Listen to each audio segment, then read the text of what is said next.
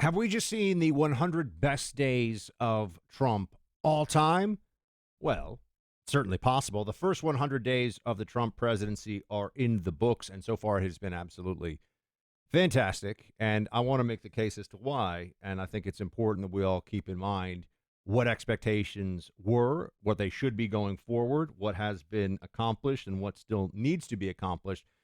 First, here is Trump himself saying, look, it is the best 100 days we have seen. And we're here tonight in the heartland of our nation to celebrate the most successful first 100 days of any administration in the history of our country. This is the best, they say, 100-day start of any president in history, and everyone is saying it. We've just gotten started. You haven't even seen anything yet. It's all just kicking in. Yeah, it is the best 100 days of any presidency that at least I've lived through. And I think you make a case, given all the things that he's tackled and the amount of really important subjects that he has decided are going to get his full attention. Let's just set the table here a little bit. Trump said that he was going to fix the border. And he did. When was the last time, just start on that issue. When was the last time you had a president say, I'm going to come into office on one of the primary problems, challenges, shortcomings of the previous administration? I'm going to come into office and I'm going to fix this right away. And it will be fixed. It won't just be improved. It will be essentially taken off the table as a major issue. Now, I know deportations still are a huge challenge, and that is going to take a lot of time, but securing our southern border is something that Trump has accomplished right off the bat. So promise made, promise kept. He said he would do it. He has done it. I think that is incredibly significant for any presidential administration. And now, of course, the media wants to just move past this. Don't want to spend any time on it. Oh, it's not that big a deal. No, it is a big deal. And we should take a moment and point out what an important success this has been. But also, the first 100 days, there's the actions and then there's the focus. The actions that he's taken, the executive orders, those have all been excellent. He has done things with executive orders that have changed the game in a whole range of ways. When it comes to women being able to have their sports without transgender men deciding that they're going to compete against women, when it comes to issues of the border, when it comes to the usage of the Alien Enemies Act. I mean, there are so many things that Trump has signed executive orders on. And there's also the pardons that he signed when he came into office for J6 related individuals. And all of this, I think, has just gone to the momentum and the sense that Trump voters have. This guy has come in the best possible way with a policy and executive order blitzkrieg and taking the fight to the other side. So it has been absolutely spectacular. I give Trump an A. I know people right now, we'll talk about this a little more.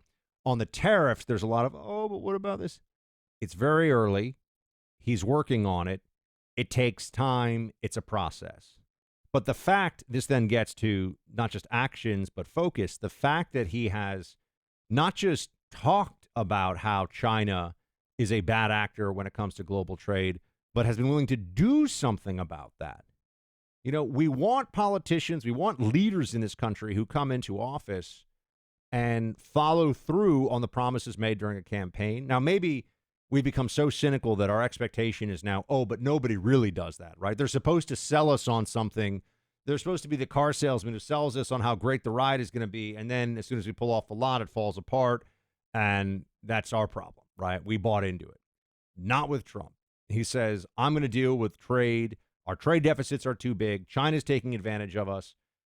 China has gotten very wealthy very rapidly while engaged in all kinds of irresponsible and, let's just say, cheating behavior, right? Stealing intellectual property when you've agreed, when you're part of WTO and you're part of other international trade agreements, stealing intellectual property is breaking your word. It's breaking contract, essentially.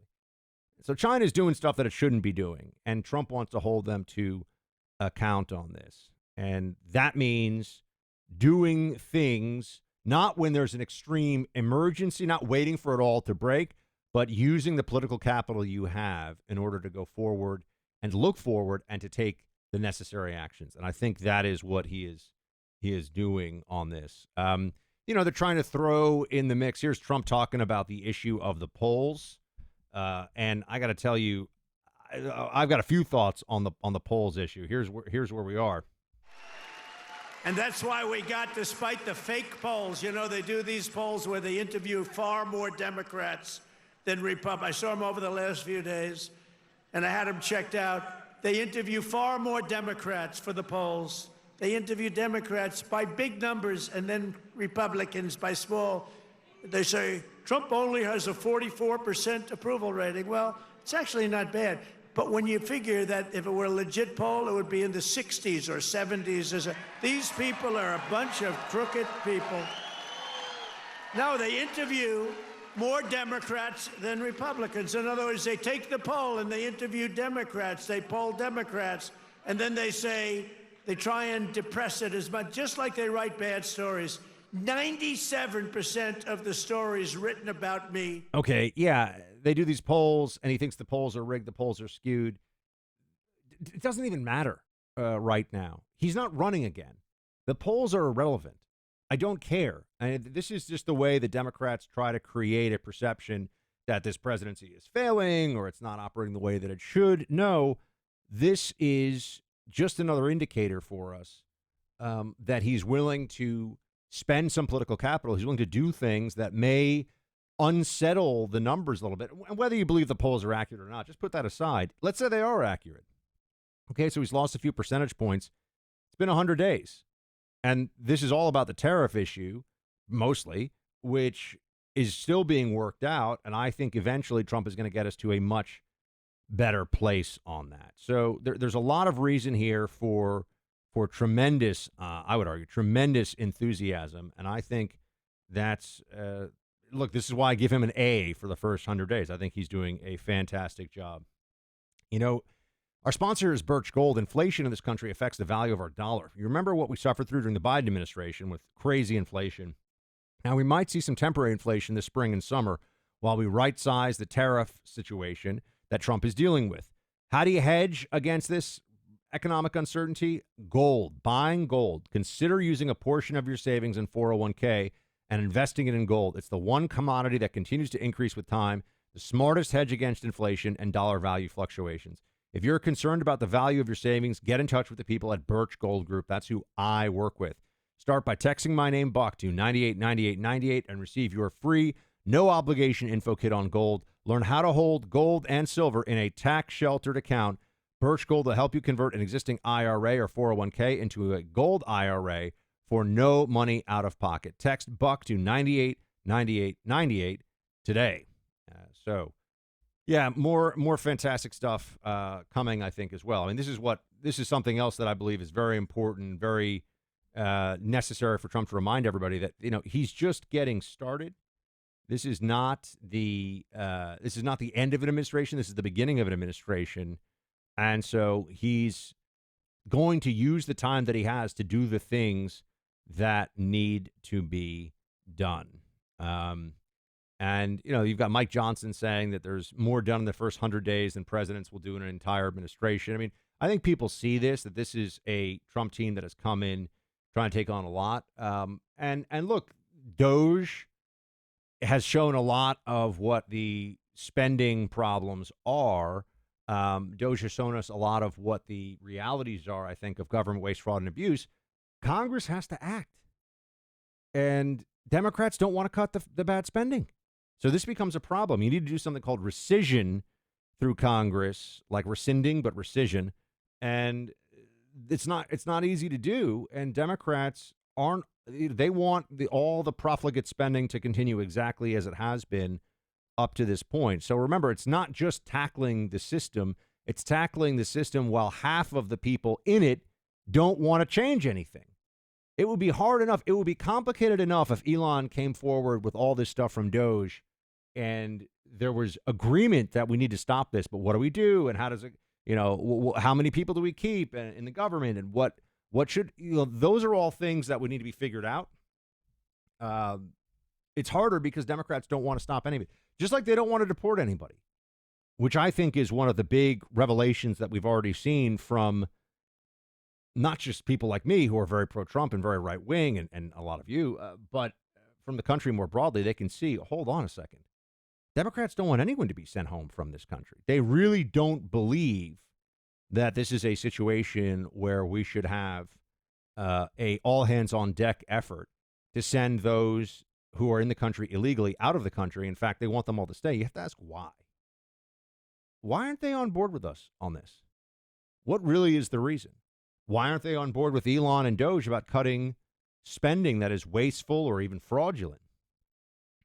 What is it about Democrats? In some ways, I think they just don't want to give our side a win. They don't want to admit that they're wrong.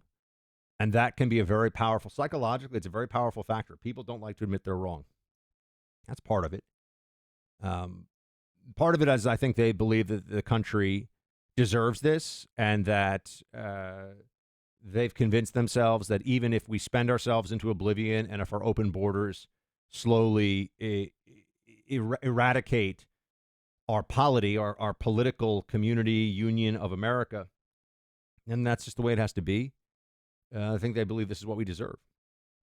So it's pretty scary when you think about half the country isn't on board for fixing these problems. They want the problems to persist. They don't view them as problems, which when you look at these issues, is just madness. It's utter madness. Look, some nations, this is our sponsor, Paradigm Press, some nations have a nationwide fund called a sovereign wealth fund. Japan, Norway, Saudi Arabia, just to name a few. It's a national program that many citizens of that country benefit from, and the nation invests in the development of an asset or assets like oil. Our nation has never had one, though some states do, like Texas. In our nation's case, there are more than a few informed people who believe that there's an asset worth $150 trillion that has been buried on American soil that could be the basis for creating such a fund. This endowment, so to speak, is so large it could pay off our national debt 4 times over. Why has it been kept secret for so long? Well, thanks to a Supreme Court decision, President Trump could soon release it to the public. Jim Rickards, former advisor to the White House and the Federal Reserve, says if you're over 50, this could be your best chance to build lasting wealth from a once-in-a-century event. To hear more of Jim's thinking, go online to birthright2025.com. If he's right, it could make President Trump the most popular president in history and help millions of investors retire wealthy. Go to birthright2025.com to get the details free of charge, paid for by Paradigm Press. Well, it has been a great 100 days of Trump, I guess 101 days or 102 days, depending when you listen to this. And I'm expecting a lot more as well. And I think that once this gets rolling, once you see the benefits to the economy that Trump is going to be able to bring forward, Republicans are going to have the wind at their backs, and things are going to really get cooking for us. So I'm excited for it. Stay positive, stay focused. Shields high.